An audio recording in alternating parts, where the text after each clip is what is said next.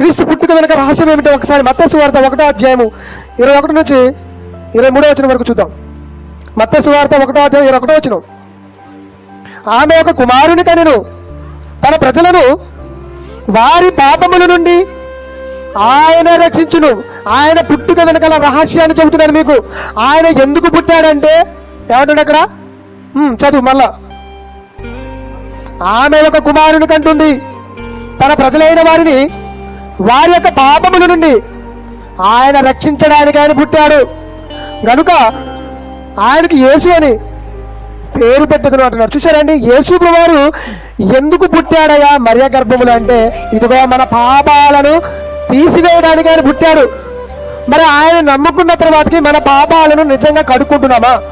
ఆయనను ధరించుకున్న తర్వాతకి నిజంగా మనం పాపాలు చేయకుండా ఉండగలుగుతున్నామా అంటే ప్రియమైన దేవుడు అలా లేదండి. యేసు ప్రభువారిని అంగీకరించి కూడా బాప్తిసాన్ని పొందుకొని కూడా సంఘంలో చేర్చబడి కూడా చాలా మంది పాపం చేస్తున్న వాళ్ళు లేరా? ఎందుకైనా యేసు ప్రభువారు వచ్చింది భూమి మీదకి.